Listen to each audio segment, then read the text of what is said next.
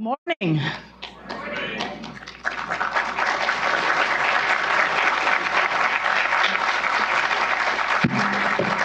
Welcome to the Heritage Foundation. My name is Kay James, and I have the honor of being the president here. It is a pleasure and honor to welcome our distinguished guest, Secretary of State Mike Pompeo, back to Heritage. Yes, I said back.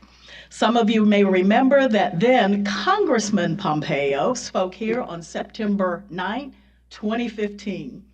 His presence was appreciated as his topic was timely. It was entitled A Pathway Forward, an Alternative to the Flawed Iran Nuclear Deal. And now we have the great pleasure of being with our friend in his new role as Secretary of State for the United States of America. It's not just a pleasure having him here, it's truly an honor that he chose Heritage as the site for his first public address as Secretary. Our scholars here are dedicated to advancing individual freedom and national security. And his presence here is a wonderful affirmation of the positive impact that their work is having. And so to Secretary Pompeo, I'd like to say thank you. Now, I imagine all who are in this room and watching online know a great deal about Secretary Pompeo, but please allow me to provide just a few highlights from his extraordinary career. Secretary Pompeo graduated first in his class at the United States Military Academy at West Point, and then served as a cavalry officer patrolling the Iron Curtain before the fall of the Berlin Wall. He also served with the 2nd Squadron, 7th Cavalry in the U.S. Army's 4th Infantry Division. After leaving active duty, he attended and graduated from Harvard Law School, where he served as an editor of the Harvard Law Review. He then had a successful private sector career, founding and serving as CEO of Thayer Aerospace and then becoming president of Century International. Secretary Pompeo's public service began when he was elected representative of Kansas's 4th Congressional District, and his distinguished tenure on the Hill included service on the House Intelligence Committee, the Energy and Commerce Committee, and the House Select Benghazi Committee. Recognizing the Secretary's many talents, President Trump tapped him as director of the CIA, where he served from January 2017 to April 2018. And now, of course, he is our Secretary of State, having been sworn in just 3.5 weeks ago. Last, but of course never least, Secretary Pompeo is married to Susan Pompeo and has one son, Nick. Secretary Pompeo, on behalf of the Board of Trustees, the staff, and all of the friends of the Heritage Foundation, welcome back to home.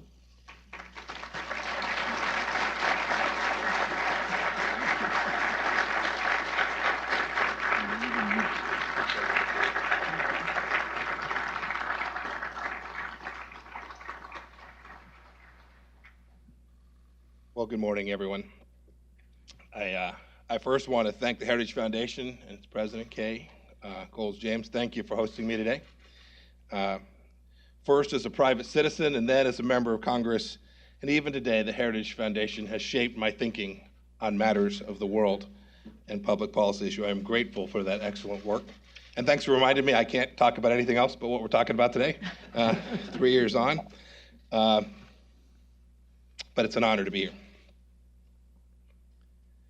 2 weeks ago, President Trump terminated the United States participation in the Joint Comprehensive Plan of Action, more commonly known as the Iran nuclear deal. President Trump withdrew from the deal for a simple reason. It failed to guarantee the safety of the American people from the risk created by the leaders of the Islamic Republic of Iran. No more. No more wealth creation for Iranian kleptocrats. No more acceptance of missiles landing in Riyadh and in the Golan Heights. No more cost-free expansions of Iranian power. No more. The JCPOA put the world at risk because of its fatal flaws. and they're worth recounting at some length today, if only for the purpose of ensuring that subsequent arrangements do not repeat them. For example, the weak sunset provisions of the JCPOA merely delayed the inevitable nuclear weapons capability of the Iranian regime. After the countdown clock ran out on the deal's sunset provisions, Iran would be free for a quick sprint to the bomb, setting off a potentially catastrophic arms race in the region. Indeed, the very brevity of the delay in the Iranian nuclear program itself incentivized Middle Eastern proliferation. Moreover, as we have seen from Israel's recent remarkable intelligence operation, Iran has lied for years about having had a nuclear weapons program. Iran entered into the JCPOA in bad faith. It is worth noting that even today the regime continues to lie. Just last month, Iranian Foreign Minister Zarif told a Sunday morning news show, "We never wanted to produce a bomb." This claim would be laughable if not for the willful deception behind it. Not only did the Ahmad program exist, the Iranians took great care, though as we can see now, not enough care, to protect, hide, and preserve the work of Mohsen Fakhrizadeh Mohammadi and his gang of nuclear scientists. The JCPOA had additional shortcomings as well. The mechanisms for inspecting and verifying Iran's compliance with the deal were simply not strong enough. The deal did nothing to address Iran's continuing development of ballistic and cruise missiles, which could deliver nuclear warheads. The JCPOA permitted the Iranian regime to use the money from the JCPOA to boost the economic fortunes of a struggling people. But the regime's leaders refused to do so. Instead, the government spent its newfound treasure fueling proxy wars across the Middle East and aligning the pockets of Islamic Revolutionary Guard Corps, Hezbollah, Hamas, and the Houthis. Remember, Iran advanced its march across the Middle East during the JCPOA. Qasem Soleimani has been playing with house money that has become blood money. Wealth created by the West has fueled his campaigns. Strategically, the Obama administration made a bet that the deal would spur Iran to stop its rogue state actions and conform to international norms. That bet was a loser with massive repercussions for all of the people living in the Middle East. The idea of the JCPOA as a strategic pillar of stability in the Middle East was captured perfectly by John Kerry when he said, quote, "I know the Middle East that is on fire is going to be more manageable with this deal," end of quote.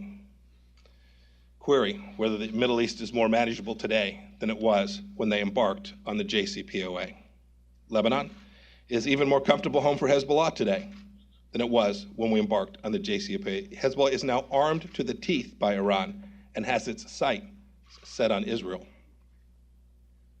Thanks to Iran, Hezbollah provides the ground forces for the military expedition in Syria. The IRGC, has continued to pump thousands of fighters into Syria to prop up the murderous Assad regime and help make that country 71,000 square miles of kill zone.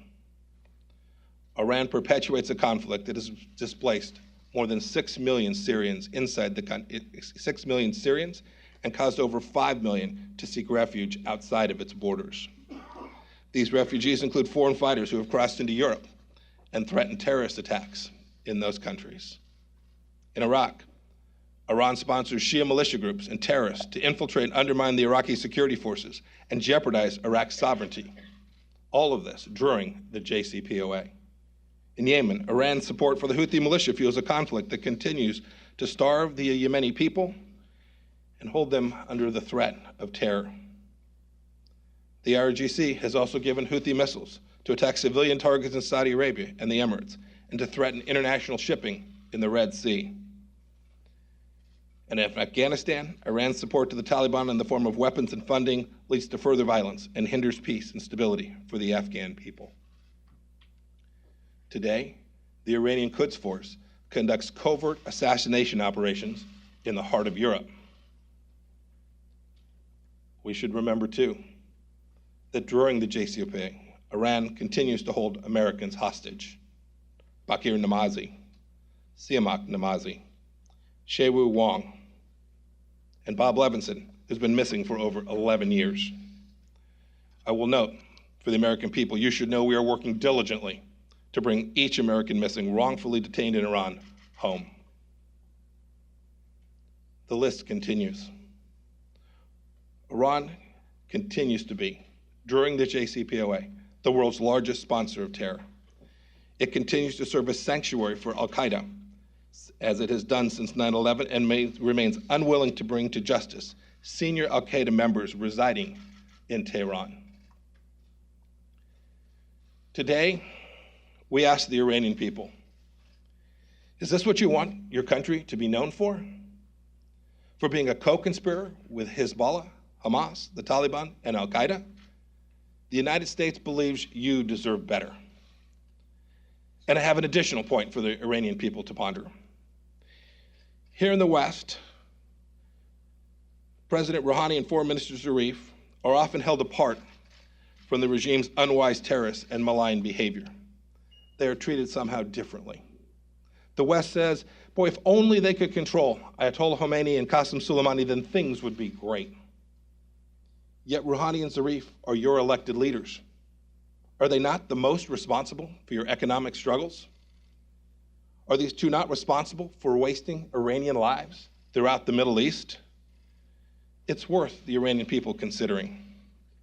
Because instead of helping their own citizens, the regime continues to seek a corridor stretching from Iran's borders to the shores of the Mediterranean. Iran wants this corridor to transport fighters and advanced weapon systems to Israel's doorsteps. Indeed, in recent months, the IRGC has flown an armed drone into Israeli airspace and launched salvos of rockets into the Golan Heights from Syria. Our steadfast ally has asserted its sovereign right of self-defense in response, a stance the United States will continue to unequivocally support. So the bet that the JCPOA would increase Middle East stability was a bad one for America, for Europe, for the Middle East, and indeed for the entire world. It is clear that the JCPOA has not ended Iran's nuclear ambitions, nor did it deter its quest for a regional hegemony. Iran's leaders saw a deal as the starting gun for the march across the Middle East. So, the path forward. America's commitment to the Iran strategy President Trump laid down in October remains. It will now be executed outside of the JCPOA. We'll continue to work with allies to counter the regime's destabilizing activities in the region, block their financing of terror, and address Iran's proliferation of missiles and other advanced weapon systems that threaten peace and stability. We will also ensure Iran has no path to a nuclear weapon. Not now, not ever. Following our withdrawal from the JCPOA, President Trump has asked me to achieve these goals on Iran. We'll pursue these goals along several lines of effort. First, we will apply unprecedented financial pressure on the Iranian regime. The leaders in Tehran will have no doubt about our seriousness. Thanks to our colleagues at the Department of Treasury, sanctions are going back in full effect and new ones are coming. Last week, we imposed sanctions on the head of Iran's central bank and other entities that were funneling money to the IRGC Quds Force. They were also providing money to Hezbollah and other terrorist organizations. The Iranian regime should know that this is just the beginning. This sting of sanctions will be painful if the regime does not change its course from the unacceptable and unproductive path it has chosen to one that rejoins the League of Nations. These will indeed end up being the strongest sanctions in history when we are complete. The regime has been fighting all over the Middle East for years. After our sanctions come in force, it will be battling to keep its economy alive. Iran will be forced to make a choice.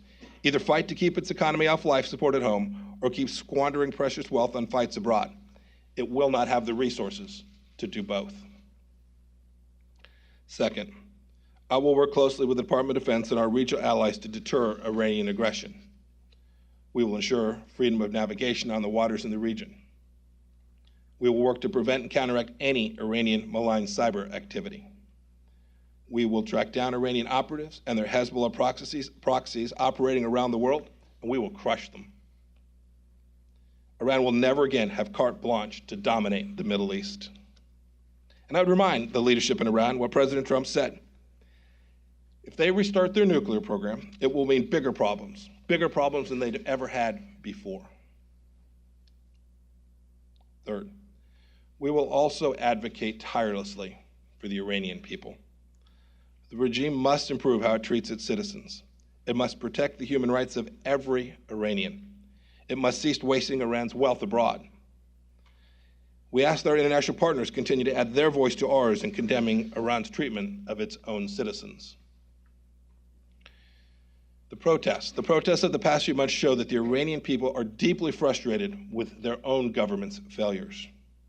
The Iranian economy is struggling as a result of bad Iranian decisions. Workers aren't getting paid. Strikes are a daily occurrence, and the rial is plummeting. Youth unemployment is at a staggering 25%. Government mismanagement of Iran's natural resources has led to severe droughts and other environmental crises as well. Look, these problems are compounded by enormous corruption inside of Iran, and the Iranian people can smell it. The protests last winter showed that many are angry at the regime that keeps for itself what the regime steals from its people. And Iranians too are angry at regime elite that commits hundreds of millions of dollars to military operations and terrorist groups abroad, while the Iranian people cry out for a simple life with jobs and opportunity and with liberty. The Iranian regime's response to the protests has only exposed the country's leadership as running scared.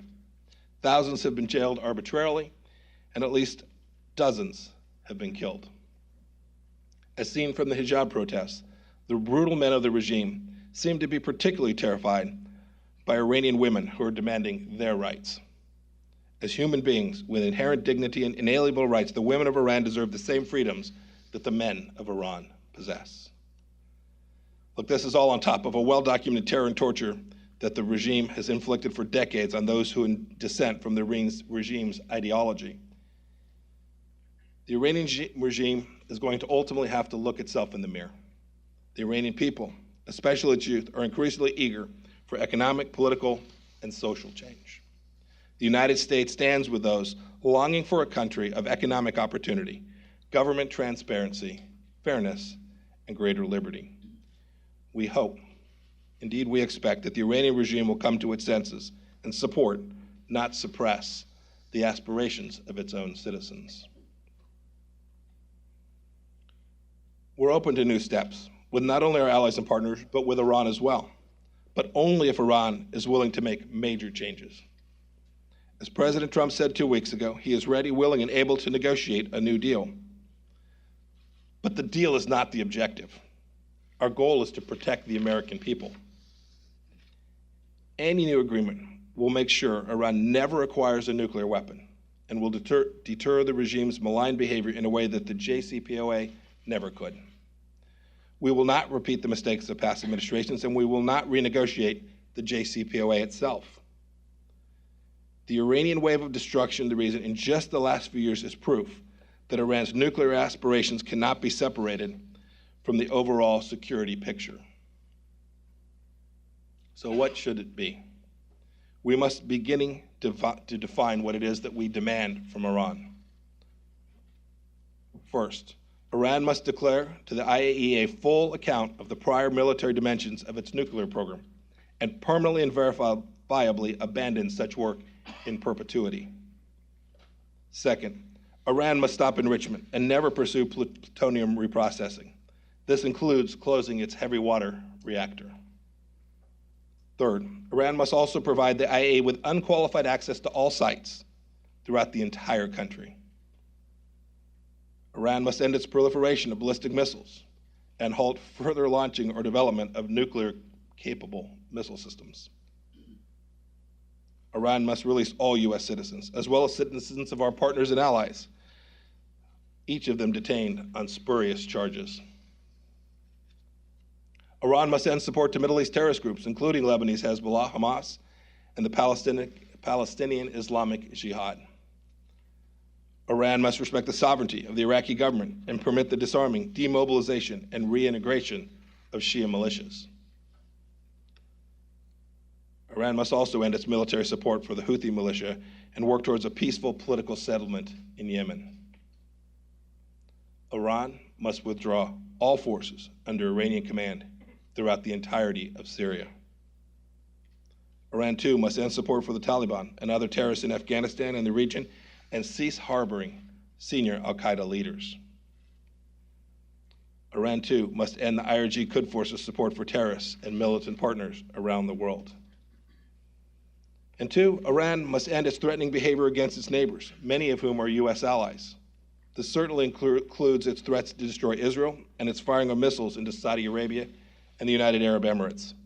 It also includes threats to international shipping and destructive cyber attacks. You know, that list is pretty long, but if you take a look at it, these are 12 very basic requirements. The length of the list is simply a scope of the malign behavior of Iran. We didn't create the list, they did.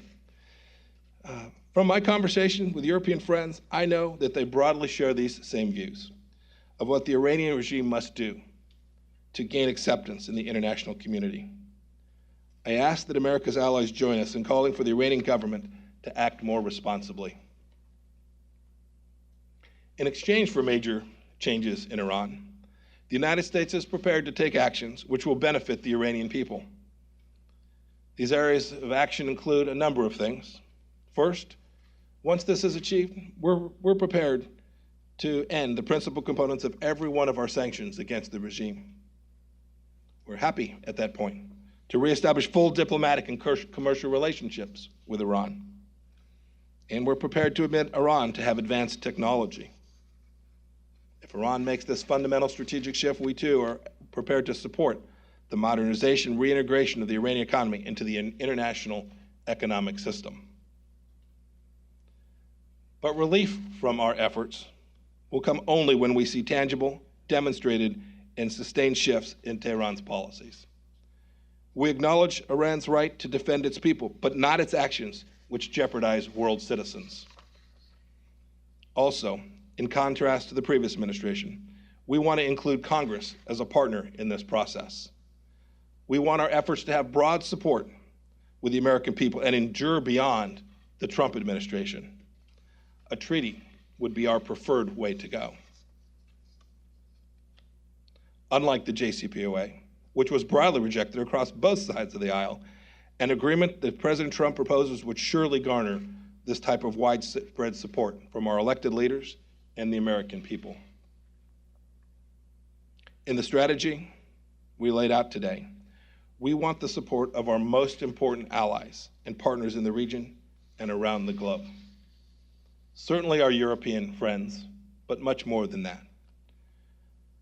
I want the Australians, the Bahrainis, the Egyptians, the Indians, the Japanese, the Jordanians, the Kuwaitis, the Omanis, the Qataris, the Saudi Arabians, South Korea, the UAE, and many, many others worldwide to join in this effort against the Islamic Republic of Iran. I know that those countries share the same goals. They understand the challenge the same way that America does. Indeed, we welcome any nation which is sick and tired of the nuclear threats, the terrorism, the missile proliferation, and the brutality of a regime which is at odds with world peace, a country that continues to inflict chaos on innocent people. Indeed, while to some the changes in Iranian behavior we seek may seem unrealistic, we should recall that what we are pursuing was the global consensus before the JCPOA. For example, in 2012, President Obama said, quote, "The deal we'll accept is that they end their nuclear program," end of quote. That didn't happen. In 2006, the P5 voted at the Security Council for Iran to immediately suspend all enrichment activities. That didn't happen. In 2013, the French foreign minister said he was wary of being sucked into a, quote, "con game," end of quote, over allowing Iran to continue uranium enrichment. In 2015, John Kerry said, quote, "We don't recognize the right to enrich," end of quote. Yet, the Iranians are enriching even as we sit here today. So we're not asking anything other than that Iranian behavior be consistent with global norms widely recognized before the JCPOA. And we want to eliminate their capacity to threaten our world with those nuclear activities. With respect to its nuclear activities, why would we allow Iran more capability than we've permitted the United Arab Emirates and then we're asking for the Kingdom of Saudi Arabia? We understand that our reimposition of sanctions and the coming pressure campaign on the Iranian regime will pose financial and economic difficulties for a number of our friends. Indeed, it imposes economic challenges to America as well. These are markets our businesses would love to sell into as well. And we want to hear their concerns. But you know, we will hold those doing prohibited business in Iran to account. Over the coming weeks, we will send teams of specialists to countries around the world to further explain administration policy, to discuss the implications of sanctions reimposition, and to listen. I know, I've spent a great deal of time with our allies in my first 3 weeks. I know that they may decide to try and keep their old nuclear deal going with Tehran. That is certainly their decision to make. They know where we stand. Next year marks the 40th anniversary of the Islamic Revolution in Iran. At this milestone, we have to ask, what has the Iranian Revolution given to the Iranian people? The regime reaps a harvest of suffering and death in the Middle East at the expense of its own citizens. Iran's economy is stagnant and without direction and about to get worse. Its young people are withering under the weight of frustrated ambitions. They are longing to pursue the freedoms and opportunities of the 21st century. Iran's leaders can change all of this if they choose to do so. Ali Khamenei has been supreme leader since 1989. He will not live forever, nor will the Iranian people abide the rigid rules of tyrants forever. For 2 generations, the Iranian regime has exacted a heavy toll on its own people and the world. The hard grip of repression is all that millions of Iranians have ever known. Now's the time for the supreme leader and the Iranian regime to summon the courage to do something historically beneficial for its own people, for this ancient and proud nation. As for the United States, our eyes are clear as to the nature of this regime, but our ears are open to what may be possible. Unlike the previous administration, we are looking for outcomes that benefit the Iranian people, not just the regime. If anyone, especially the leaders of Iran, doubts the president's sincerity or his vision, let them look at our diplomacy with North Korea. Our willingness to meet with Kim Jong-un underscores the Trump administration's commitment to diplomacy to help solve the greatest challenges, even with our staunchest adversaries. But that willingness has been accompanied by a painful pressure campaign that reflects our commitment to resolve this challenge forever. To the Ayatollah, to President Rouhani, and to other Iranian leaders, understand that your current activities will be met with steely resolve. My final message today is, in fact, to the Iranian people. I want to repeat President Trump's words from October. President Trump said that we stand in total solidarity with the Iranian regime's longest-suffering victims, its own people. The citizens of Iran have paid a heavy price for the violence and extremism of their leaders. The Iranian people long to reclaim their country's proud history, its culture, its civilization, and its cooperation with its neighbors. It is America's hope that our labors toward peace and security will bear fruit for the long-suffering people of Iran. We long to see them prosper and flourish as in past decades, and indeed as never before. Today, the United States of America is proud to take a new course towards that objective. Thank you.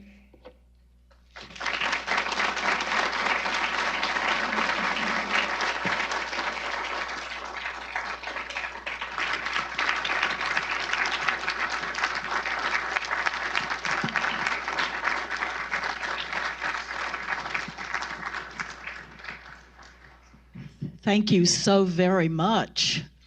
Bold, concise, unambiguous.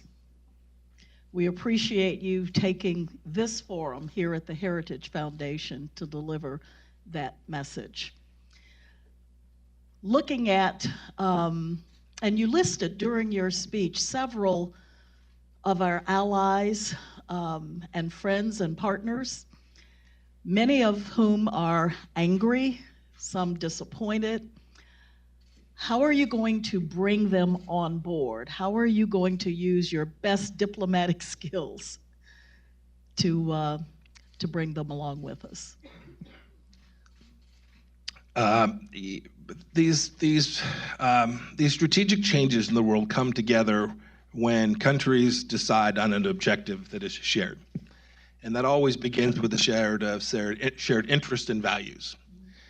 I spent the first couple weeks of my time as Secretary of State working to try to see if there wasn't a way to fix the deal. I spoke with my European counterparts. I traveled there in my 13th hour as Secretary of State. I was on the ground in Brussels speaking with my European counterparts. We couldn't get it done. We couldn't reach agreement there. The United States intends to work hard at the diplomatic piece of working alongside all of our partners. We focus on the Europeans, but there are scores of countries around the world who share our concerns and are equally threatened by the Iranian regime. It's that shared interest, it's the value set, which will ultimately drive, I believe, a global response to this, to the world's largest state sponsor of terror. I'm convinced it can take place. My team is going to work diligently to do that. We're going to do so in the context of trying to address the concerns of all of our partners. And I'm convinced that over a period of time, there will be a broad recognition that the strategy that President Trump has laid out is the right one, that will put Iran in a place where it will one day rejoin civilization in the way that we all hope that it will. It's clear through your comments this morning that you truly want tough sanctions. And I think that there is some remaining concern about how are you going to deal with the nuclear concerns. Can you speak to that for just a bit? And let me say to our audience, by the way, that I wish we had more time with the Secretary this morning. And there will be an abrupt and a hard stop because we have to get him out to the CIA and for the swearing-in ceremony, and we don't want you late for that. So talk to us about... Got to go back one more time. One more time. Look, the nuclear file is imperative. It presents the largest, most severe threat for sure. The JCPOA fell short. It was a delay. Our aim is to get that permanently fixed. I mentioned quickly, right? We ask our other Middle Eastern partners to do hard things. We put a 1, 2, 3 agreement in front of them and say, this is what you have to do. And they say, hey, the Iranians enrich. That seems to me a reasonable point. Well, our demands from Iran aren't unreasonable. Give up your program. End it.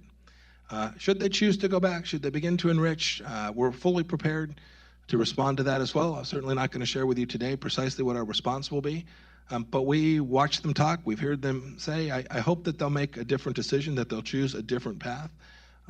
We welcome them taking a path that other nations in their region are beginning to take as well. Well, can you explain for us the sanction structure and how you intend to target the Iranian regime without hurting our European friends? Well, anytime sanctions are put in place, countries have to give up economic activity. So the Americans have given up economic activity now for an awfully long time. And I'll concede, there are American companies who would love to do business with the Islamic Republic of Iran. There's a huge market there. It's a big, vibrant, wonderful peoples.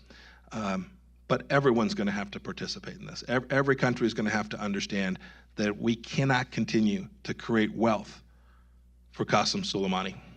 Right? That's what this is. At the end of the day, this money has flowed to him. The economics have permitted them to run roughshod across the Middle East.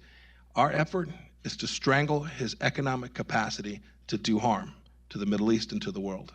Nuclear programs aren't cheap. To the extent we are effective at making it more difficult on the Iranian regime, we will reduce their capacity to continue to build out their nuclear weapon system as well. You've laid out a very, very bold plan this morning. Do you have a time frame for getting all this done? So the sanctions are back in place and are winding down over the next 55 days. There's lots more work in place. It is a effort across all of government. We're working certainly diplomatically in the lead, but Department of Commerce, Department of Defense, each of us has the same mission from President Trump. I can't put a timeline on it, but at the end of the day, the Iranian people will decide the timeline. At the end of the day, the Iranian people will get to make a choice about their leadership. If they make the decision quickly, that would be wonderful. If they choose not to do so, we will stay hard at this until we achieve the outcomes that I set forward today.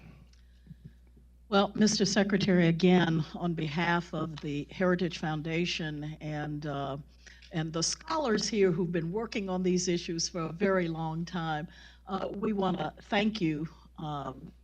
Again, it was a bold vision, clear, concise, unambiguous, and we want to congratulate you and the President, and we wish you Godspeed. I am going to ask you to remain seated while the Secretary exits. I have about 8 more questions here, but For another day. For another day. Thank you all very much for being here. Thank you so much.